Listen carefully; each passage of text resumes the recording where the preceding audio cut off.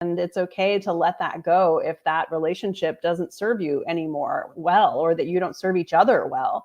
And I think the same again with relationships or with friendships, like that has to be true. You have to think about what is this person bringing to me? What am I bringing to this person? Does it feel like a reciprocal relationship where we both are getting something out of it? And if the answer is no, then why are you there? Yeah, some people don't want to like really dig that deep. Sometimes they have insecurities about rocking the boat. Sometimes they have people pleasing residual traumas, but Yeah. it's a lot to like look within and like really figure out what you want and what you need, and Mm-hmm. maybe give some, work towards understanding what is causing you to want to stay in relationships, whether they're romantic or friendships that are making you feel small or making you feel like you're not connected. So Exactly. it's a And like really I good said, point. that was really what kind of came through after I put all the horrible dates down on paper and said, okay, what's the red thread? It was that quest for self in the quest for love. And it's both are just so important. I agree with you. I could not agree more. So tell me, like, what was one of the greatest challenges you found with writing this book? Well, I've never written a book before. So, if you don't know, you don't know. Yeah. And I actually, I ended up working with these two amazing editors, and I thank them in the acknowledgments of the back for, I think what I said was taking what I vomited out onto a page and teaching me how to turn it into a novel. Because one of them was a structural editor. Her name was Holly Ingram, and she basically she took the first draft, which was kind of like one chapter per guy.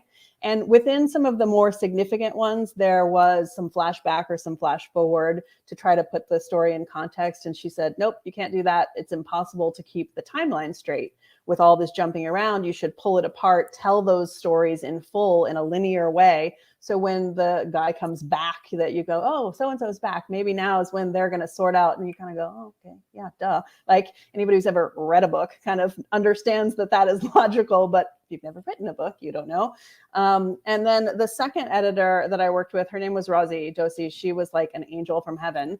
And she basically taught me about inner monologue. So she was like, what is she thinking here? And I was like, I don't know. What is she thinking? So kind of using that as a device. And she said something like, you can't have more than 8 lines of dialogue in at once because people's attention span isn't that long. So you have to break it up with hand gestures or facial expressions or details about what they're eating or what kind of, what the environment in the room is like. And so I really ended up kind of diving into, like, a lot of the scenes in this book are in restaurants, like real restaurants in Paris, all of whom which I recommend. So if anybody's planning a trip, it's a great restaurant guide for Paris as well. But then I would like dive into the website and look at the pictures of the room and look at the menu of what they were eating and figure out how to kind of bring all of this stuff to life. And it was just so much fun.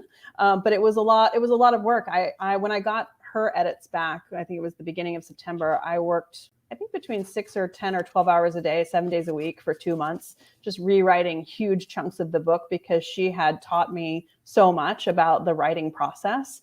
And it was just really, I had left Microsoft kind of on the back of 2 years of COVID and also losing my dad. And so all of those things had really kind of drained my energy, and I was feeling very much like I was on empty. And I left Microsoft feeling like my mission was to go find joy again.